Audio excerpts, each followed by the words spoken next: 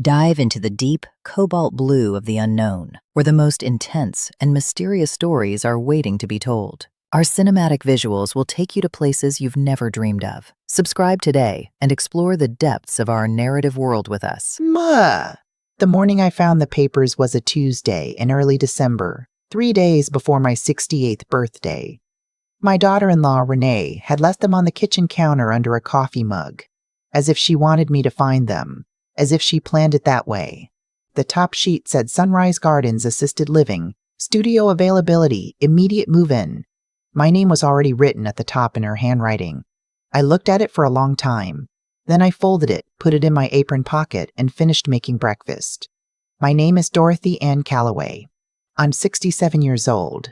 I raised one son in this house, buried one husband in this city, and I planted every rosebush in this backyard with my own 2 hands. And I need to tell you what happened, because it didn't start with those papers on the counter. It started 4 years ago, the week after we buried my husband Thomas. If you're listening from somewhere far from home tonight, drop your city in the comments. I want to know how far this story travels. And please stay until the end, because the ending matters more than anything. Thomas Calloway died on a Wednesday morning in October. Pancreatic cancer, 8 weeks from diagnosis to gone. The doctors told us in August, and by the time the leaves turned orange, he was already sleeping most of the day. My son, Nathan, flew home from Seattle the day of the diagnosis and never went back.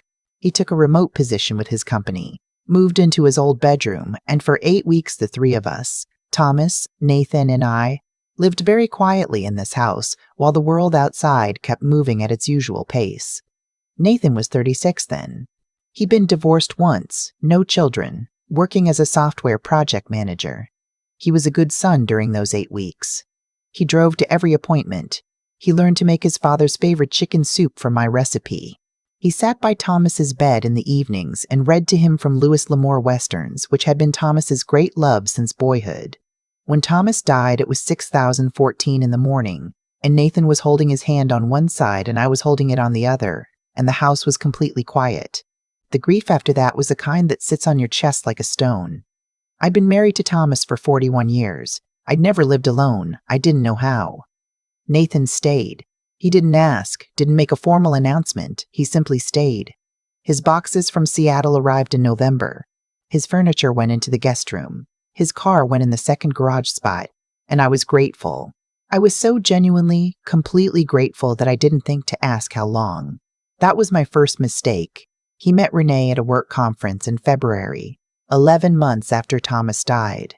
She was 33, a financial analyst with a voice that carried across rooms and opinions about everything. They dated long distance for 4 months. Then he brought her here to meet me, and I made pot roast because that's what I do when I'm nervous. I cook. She was beautiful in the way that demands attention. Dark hair, precise clothes, the kind of woman who notices the brand of your dishes. She shook my hand instead of hugging me and spent most of dinner asking Nathan questions about the house. Not our family history in it, the square footage, the neighborhood comps, the last time the roof was replaced. I told myself she was a numbers person, analytical. That was her job. They got engaged in September, married the following spring in a ceremony that cost $40,000, a number I know because Renee mentioned it to my sister Carol at the reception while I was standing 4 feet away. They honeymooned in the Maldives for 2 weeks. When they came back, Renee moved into my house with 11 suitcases and a decorator she'd already hired without asking me. Just temporarily, Nathan said. Just until we figure out our next step. The market is insane right now, Mom. A year, maybe less. I'd heard those words before from someone else who used to say them. The market's always insane. People always need 1 more year. I said, of course. Stay as long as you need. Second mistake. The first year I told myself to be patient. Renee rearranged the living room furniture while I was at my book club one Thursday. She replaced the curtains in the front room with one she chose herself, cream-colored and expensive, without asking. She started referring to the kitchen as our kitchen when she was on the phone with her friends, which I heard through the open window while I was gardening. She made comments. Gentle ones, she'd say. Just suggestions. About how I stored things, about the age of my appliances, about my habit of keeping the house at 68 degrees because that's what Thomas always liked. Dorothy? It's like a greenhouse in here. Can't we just set the thermostat at 72? I let it go. She was adjusting. By the second year, she'd stopped calling me Dorothy and started not calling me anything, which in some ways was worse. She'd walk into a room I was in and address the room generally. Has anyone seen my charger? Is there more coffee? I became a piece of furniture in my own house, necessary enough to tolerate, invisible enough to ignore. Nathan noticed, I think. But noticing and doing something are different things, and my son had always been a man who preferred to wait for problems to resolve themselves. Thomas used to say, Nathan got that from me. I'm not sure it was meant as a compliment. By year 3, Renee's sister had visited twice and stayed for 2 weeks each time. Renee had converted the guest room, Nathan's old room, into a home office without discussing it with me. She'd hired a cleaning service that came on Thursdays, which I didn't need and didn't ask for, and she put the charges on a household account Nathan had set up that was separate from my accounts. I only found out about the cleaning service when a woman I didn't recognize knocked on my front door at 9 in the morning with a mop. When I mentioned it to Nathan, he said, Renee set that up as a gift for you, Mom. She's trying to help. I thanked him. I went back to my garden. I pulled weeds for 2 hours in the July heat because I needed something to do with my hands. The papers appeared on the counter that December Tuesday because they'd been building toward them for 4 years. I understand that now. At the time, it still felt like a wall appearing from nowhere. That evening, Nathan came home from his desk upstairs. He worked from home 3 days a week and sat down at the kitchen table with the particular expression my son gets when he's rehearsed what he's about to say. Mom, he started. Renee and I have been talking. I was washing the dinner dishes. I kept washing them. We've been looking at a place, a house over in Clearwater Ridge. It's a great area, good schools for the future, you know. But it's a stretch financially. I set a bowl on the drying rack. I understand that. And this house, Nathan said. His voice had gone careful, the way it does when he's trying to be kind and honest at the same time, and finding them hard to do together. This house is a lot of space for one person, Mom. Renee and I were thinking. We've been thinking for a while that it might make more sense if we kept this house and rented it out. The income would help with the new mortgage. I turned off the faucet, kept my back to him. And where would I go? There's a place Renee found. Sunrise Gardens. It's really beautiful, Mom. They have a wellness center, a garden club. It's designed for people who want a community, people your age who... I turned around. I know what Sunrise Gardens is, Nathan. I drove past it on Route 9 for 20 years. He looked at the table. Right. This is my home. I know. But I waited. It's a lot for just you. And Mom, you know Dad put my name on the deed back in 2011 for estate planning. So technically, I picked up the dish towel, dried my hands very slowly, and said, I'd like to think about this. He looked relieved in the way people look when they've said the hard thing and been met with something softer than they expected. Okay, of course. Take your time. I went to my bedroom, closed the door, and sat on the edge of the bed. Thomas and I had shared for 38 years. Technically, that word sat in the room with me for a long time. I want to be honest about something. In that moment, I was not a woman with a plan. I was a 67-year-old widow sitting on a bed in the dark, feeling something I can only describe as the specific grief of being loved, conditionally. I had given Nathan this home. Not just the rooms and the square footage, but the childhood inside it, the holidays, the safety. I had been the kind of mother who was always there, always steady, always the one who stayed. And staying, I realized in that quiet room, had been treated as something to take for granted. I cried for about 40 minutes. Then I got up, washed my face, and went to Thomas's study. Thomas had been an engineer for 34 years and a meticulous man. He kept records of everything in a fireproof cabinet beside his desk. After he died, I'd paid Gerald Fitch, our accountant, to walk me through the financial picture, but grief has a way of making numbers feel irrelevant, and I had filed away most of what Gerald told me without absorbing it. Now I opened the cabinet and started reading. I pulled out the property file first. Our house on Birchwood Lane had been purchased in 1986 for $94,000. Thomas and I were both listed as owners, joint tenancy with right of survivorship, which I knew meant that when he died, his share transferred fully to me. I remembered signing papers in 2011 when our lawyer, Bill Ashworth, added Nathan's name.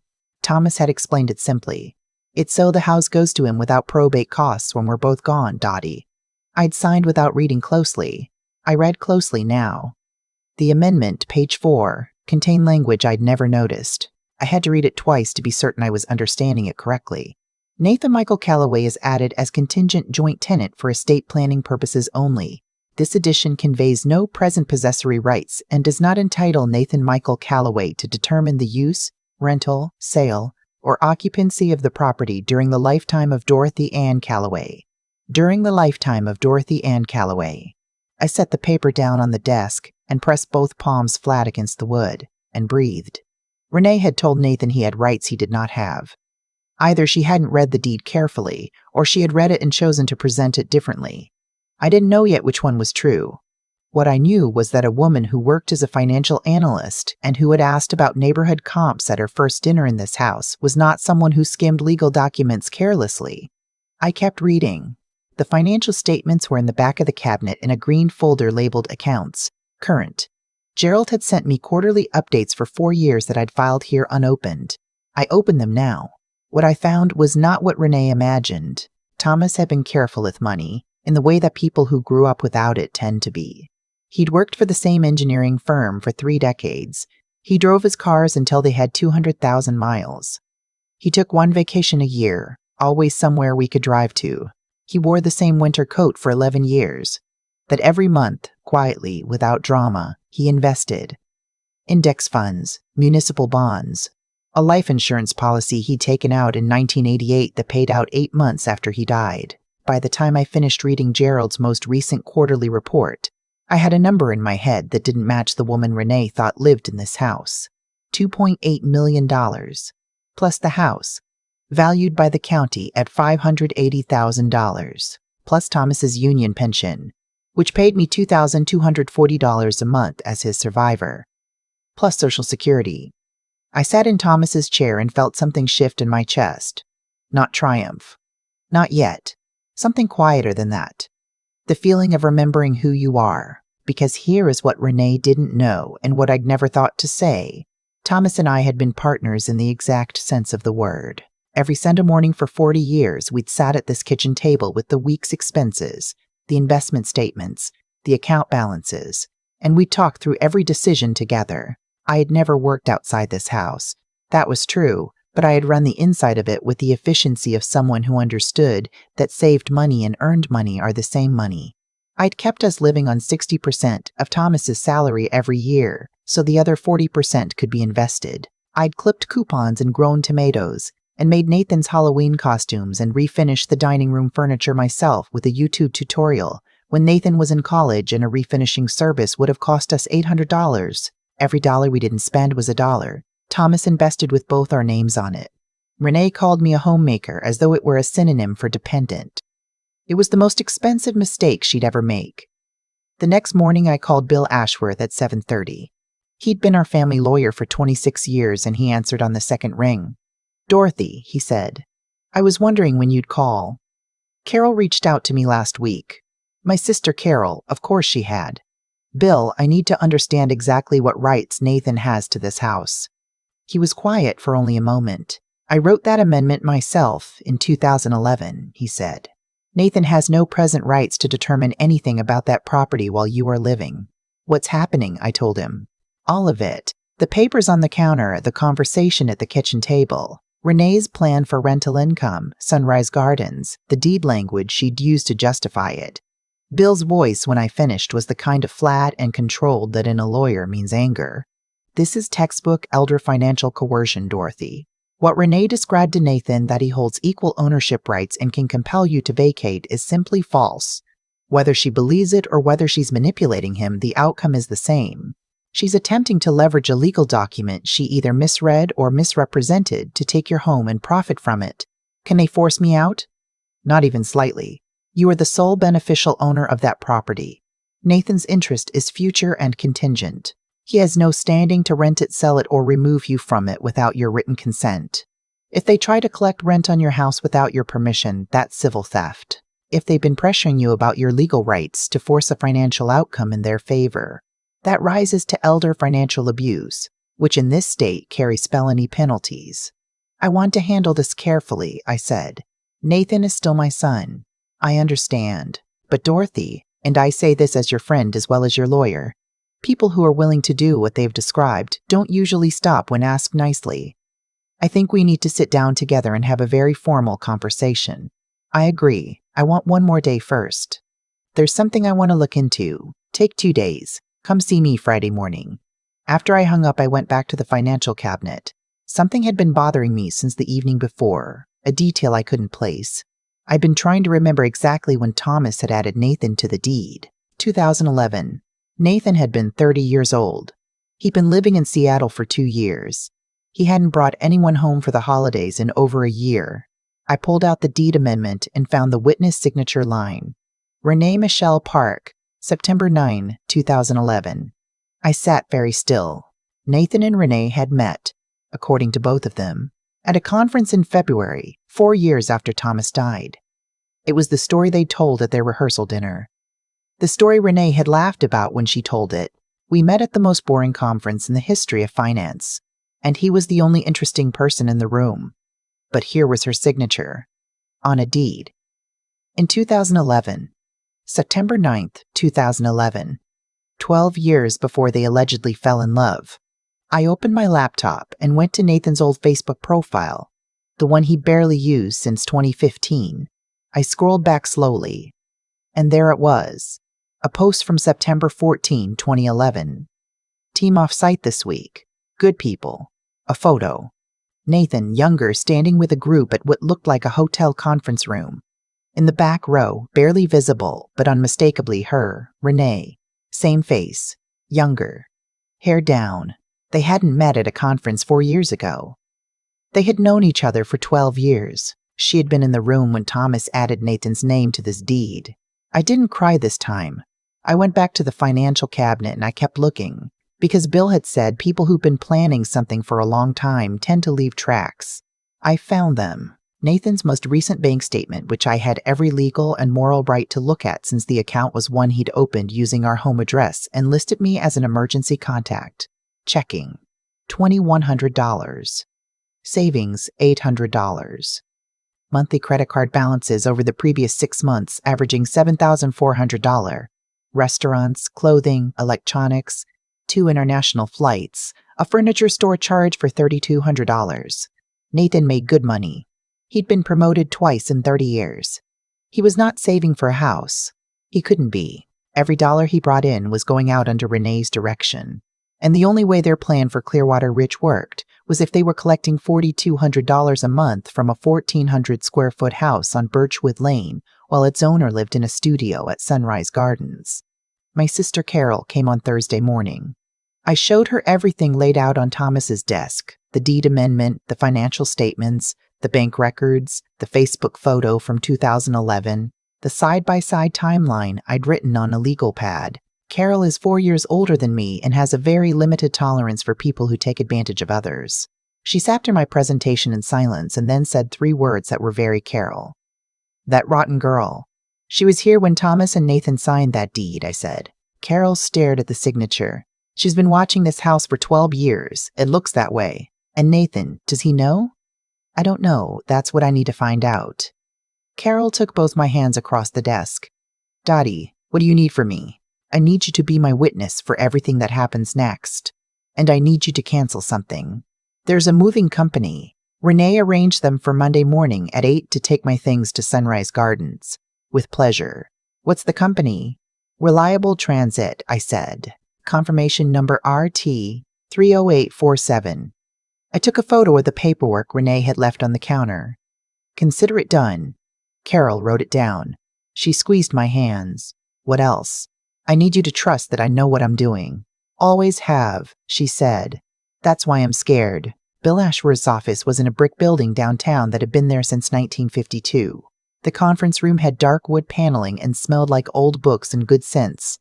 When Nathan and Renee arrived at 9 Friday morning, they found Bill already seated, along with Gerald Fitch, our accountant, and Carol. who sat beside me with her reading glasses on and a notepad in front of her as though she were there to take minutes, which in a sense she was. Nathan looked confused. Renee looked at the room the way someone looks when they've walked into an ambush and are trying to decide whether to admit it. "Thank you both for coming," Bill said, in the voice he uses in professional settings that makes everything he says sound like a verdict. "Please sit." They sat across from us. Nathan reached for my hand across the table. I let him hold it. Bill began quietly.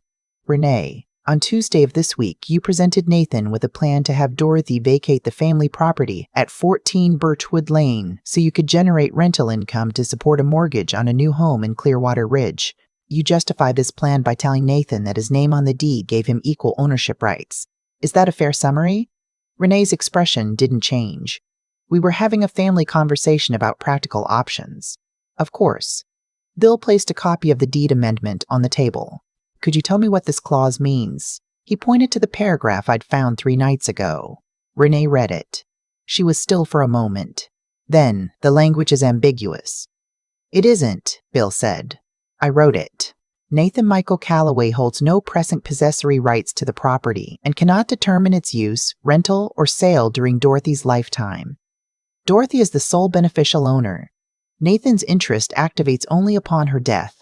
What you described to Nathan, that he could compel Dorothy to vacate and collect rent on the property, is not legally possible. And Renee, your signature is on this document. You witnessed it in 2011. The room went quiet. Nathan looked at his wife. You signed this." Renee said nothing. "Nathan," Bill continued, "you told your mother you and Renee met 4 years ago. But she witnessed a document in your parents' home in 2011. Gerald, could you put up the photograph?" Gerald turned his laptop around. The Facebook photo from the 2011 offsite. Nathan and Renee in the back row. Nathan stared at it for a long time. Gerald then opened his own folder. He had the same calm authority he always brought to numbers. The kind that makes lies feel very small. "Renee," he said, "you told Dorothy that she had never worked, never contributed, that she was dependent on her husband's money. Is that what you believe? It's a fact. She was a homemaker. She was a partner in a financial strategy that, over 38 years, turned a junior engineer's salary into a net estate of approximately $2.8 million. Gerald laid the summary sheet on the table. "This is Dorothy's current financial position. Investment accounts with Vanguard and Fidelity totaling $1.9 million. Thomas's life insurance payout invested conservatively over 4 years, now at $610,000. His union pension pays Dorothy $2,240 per month. Social Security survivor benefits, $1,890 per month. A savings account at First National, $43,000. He looked directly at Renee. Dorothy and Thomas lived on less than 60% of his income every year for 38 years and invested the rest. Dorothy managed a household so efficiently that they never once needed to touch those investments. You mistook frugality for poverty. You mistook quiet for helplessness. That was a significant miscalculation. Renee's hands on the table were very still.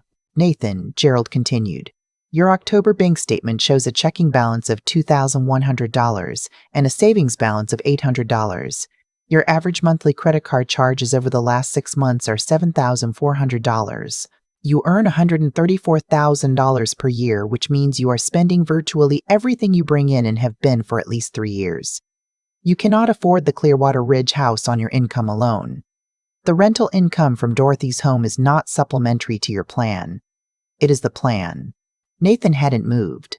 His jaw was tight. Bill spread one final document on the table. "This is a notice of occupancy termination.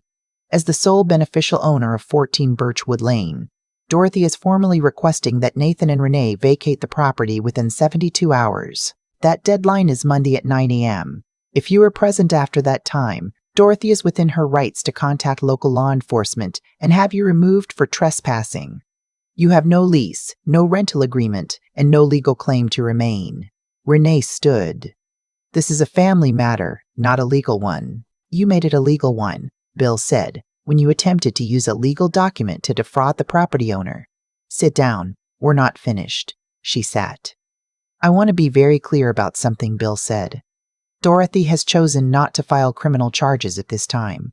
What you attempted, using false legal claims to coerce an elderly property owner into vacating her home in order to profit from it, constitutes elder financial abuse under this state's statutes. It carries a penalty of up to 5 years and $25,000 in fines. Dorothy is giving you the opportunity to walk away without that on your record. I would take it. He closed his folder. Mom. Nathan's voice was the voice of a boy and a man at the same time, and it broke something in me that I'd been holding carefully. He wasn't looking at Renee. He was looking at me. His eyes were red. I'm so sorry. I didn't understand. I didn't know about the deed, about the money. I didn't know He stopped. I should have asked. I should have looked. I looked her tell me what things meant. I know, I said. I know you did. I stood up. I had not planned a speech. I didn't need one. Nathan, you have until Monday. If you want to have a relationship with me after Monday, I will be open to that. But it starts with honesty. All of it, not the version you've been living. I looked at Renee. She met my eyes. I'm not going to ruin your life, I said. But if you ever involve yourself in mine again, I will use every resource I have to ensure the consequences are the kind that last. Do you understand? She nodded. I picked up my bag and walked out into the November cold, and Carol was right behind me, and she didn't say anything for the length of the parking lot, and then she took my arm and said, Thomas would have been very proud of you. I couldn't speak for a moment. I knew that.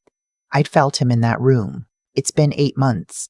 I'm sitting on the back porch this morning with coffee in Thomas's mug, the one that says world's best engineer in Nathan's 9-year-old handwriting that has faded to almost nothing.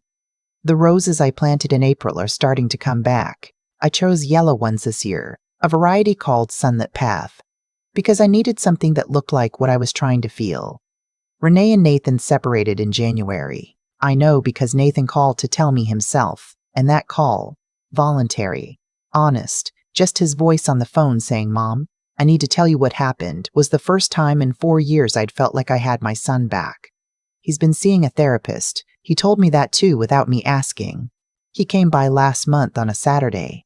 Just him. He brought groceries and made soup, the same chicken soup I'd taught him to make for his father. And we sat at the kitchen table and he told me everything. How Renee had handled their finances from the beginning. How she told him the deed gave him rights she'd known it didn't. How he'd let her manage the numbers and the decisions and the narrative, because it was easier. Because he'd confused ease with trust. I should have protected you, Mom, he said. That's my job. That's not the only job, I told him. The other job is knowing when someone is lying to you. He nodded. We both know I failed at that one. We sat there a long time after the soup was done, not saying much, just being in the house together. He washed the dishes without being asked, and I watched him from the kitchen table, and thought about Thomas doing the same thing in the same kitchen 30 years ago when Nathan was a teenager, and the continuity of it was so specific and so tender that I had to look away at the window. He leaves his car in the driveway some Sundays now. We walk to the farmer's market 2 blocks over, something Thomas and I used to do. We don't talk about the future yet. We talk about small things, a book I've been reading, a project at his job, the squirrel that keeps getting into the bird feeder. It's careful and slow. Rebuilding is. I've learned something at 67 that I wish I'd learned earlier, and I want to say it plainly because someone who is listening right now needs to hear it. Your love for someone is not a debt they are owed. Giving freely does not obligate you to give forever at the cost of yourself. For most of my life, I believed that being a good mother meant being available, being accommodating, being the one who stayed and made room and said yes. I thought my value was measured by what I provided to the people I loved. Renee tried to take my home because she looked at me and saw someone who had spent a lifetime making herself easy to underestimate. She saw a widow in an apron who saved coupons and drove a 12-year-old Buick and didn't own a single designer anything. She saw what she wanted to see. She didn't see the 41 years of partnership with a man who trusted me completely. She didn't see the decades of careful, disciplined, unglamorous work that looks like nothing, until the day the ledger opens and suddenly it looks like everything. She didn't see that I'd been running this family's finances from a kitchen table my whole adult life, just without the title. The orange tabby from next door is walking the fence line the way he does every morning. He's a bold cat. He once sat directly on Thomas's best seedlings and looked at us with complete indifference. Thomas called him the General. I still do. I watch the general walk his fence and drink my coffee and feel the particular peace of a house that is entirely, unconditionally, completely yours. Not quiet because you've been pushed out of your own life. Quiet because you've been pushed out of your own life. Quiet because you chose it. Quiet because you earned it. At 67, I thought I understood who I was. It turned out I've been letting other people write that story for years. I have my home. I have my garden. I have a son who is slowly, painfully, genuinely learning what it means to be trustworthy. I have $2.8 million that a woman in cream silk pajamas once tried to claim was none of my doing. Most of all, I have myself. Present tense. Eyes open. And this time, I'm the one who decides what happens next.